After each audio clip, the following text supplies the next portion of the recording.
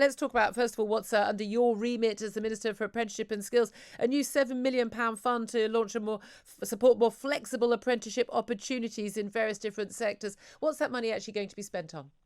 It's actually going to be spent on setting up almost agencies that will manage the apprenticeships employment. So what we have is, for example, the creative industries.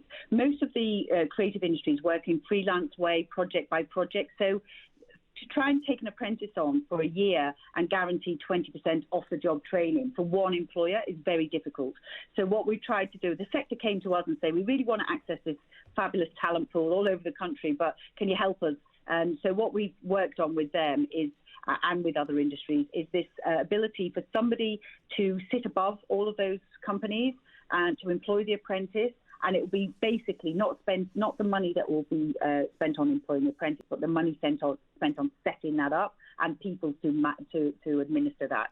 And then the business model will be, as the apprentice goes out and works, then obviously they will pay for the apprentice's time, so that it'll be sort of self-fulfilling and sustainable. So that's what we're going to set up, and it's aimed at creative, construction and agriculture, because they have that kind of sectoral work structure, which is largely project-based or freelance. Okay, well, again, this ties in very nicely with the Times front page today, which are quoting Rishi Sunak, the Chancellor, who was in an interview, he said, well, he told young people they need to go back into the office, and he said it could be really beneficial to their careers, and more that video conferencing was no substitute. And I think we could agree with that right now with you on the phone in the interview. Getting young people into the office is more important than ever, but only, of course, if the older people are there from whom they actually learn.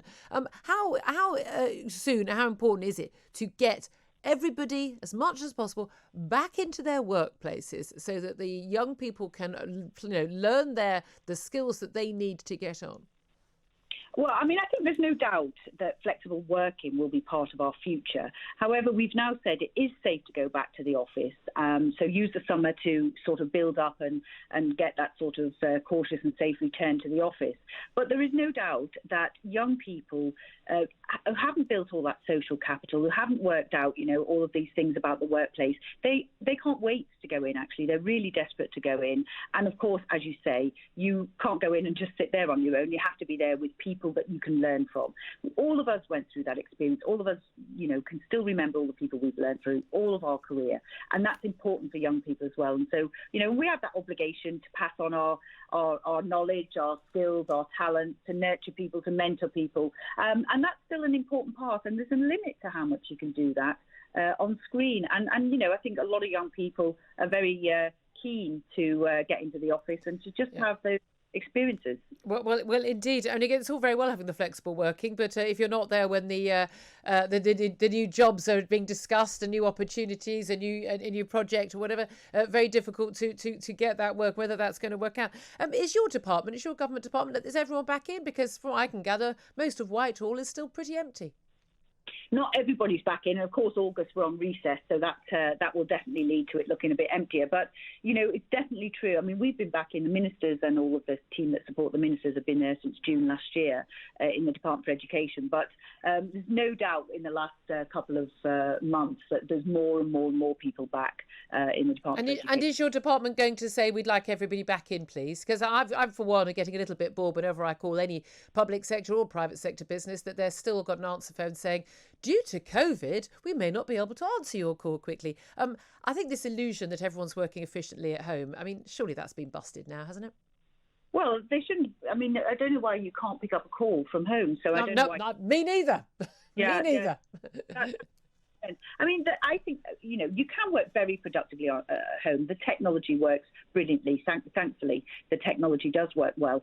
But it's all that impromptu stuff. It's all those impromptu meetings. It's the innovation, the energy you get from other people, the stimulation when you're looking at, different ideas or problem solving. So there's definitely an upside to doing that face-to-face, no doubt. Well, indeed, also about the fact that most people do actually have to leave their homes to go to work, and those jobs often are reliant, whether it's a sandwich shop or a taxi driver or a cleaner or many other jobs, those are anywhere in hospitality, those are reliant on people leaving their homes to go to work, a lot of those jobs. A lot of people are very fearful of doing so because of the pingdemic. Nadeem Zahawi, less than a month ago, only a few weeks ago, said there were no plans to tweak the NHS Covid app to make it less sensitive. It was decided that was not a good idea. Yesterday it was announced that it was a good idea. What changed? The case rates, I think probably the data that we're getting since we opened up 2 weeks ago yesterday and lifted many of the restrictions, and if you remember, that was in the middle of, rising cases of the Delta variant. And, we were obviously trying to be cautious. But, the data coming in, it's a public health decision, but they've been looking at that and they've decided that it's safe to do so. It's safe to move it from 5 days to 2 days, which will still cover, when you're most infectious. And the 5 days obviously was more cautious than that. But, as we look at the case rates now starting to come down, and I'm sure public health have looked at that and thought, it's safe to do so. And it's obviously important to get that balance between, getting people to go along with the system and self-isolate, and also, to make sure that it doesn't interfere too much as well. But I think what's probably changed since Nadine was asked that question is we've seen the impact of opening up and removing restrictions in the last 2 weeks, and we've seen the case rates were climbing, and now they've started to fall. And they've not started to fall. They've been falling for a little while. I mean, we opened up on the final step 4 was 2 weeks ago now, and we're still seeing case rates drop. Does that suggest that the government should stop listening to advisors like Neil Ferguson on stage, who predicted that we would have? He said it was almost inevitable we'd have up to 100,000 cases a day and possibly even 200,000. Yesterday, the case rate was 21,952. Yeah, well, I'm glad it's that way round and not the other way round. I mean, clearly people make projections, and we've had lots of modelling, and we've had lots of people giving us advice and telling us, either officially or unofficially. But it's good that it's that way round. But no. Let's not give a free pass here. I mean, if an advisor is someone is a formal government advisor and gets to have an impact on the advice and the policies that the government actually puts forward, which affect tens of millions of people's lives, our fundamental freedoms, affected every aspect of our daily lives. If that person is consistently as wrong as Neil Ferguson is, he's out. I mean, 21,952 is an awful lot less than 100,000, an awful lot even more less than 200,000. Why is anyone still listening to this man? Clearly, his modelling is completely wrong. Well, he is one voice, and of course we haven't just been listening. He's a wrong voice. So why are we listening to him? Why is he even having an input? Well, I mean, the problem with modelling, of course, is you don't know, right? It's all future modelling based on assumptions. His assumptions obviously are more cautious, and which is why he's come up with those. His assumptions were wrong. I think in modelling, your assumptions will always be wrong. The future will always be different. But what's the point of modelling? To base a policy which affects, costs the country hundreds of billions of pounds and ruins people's lives?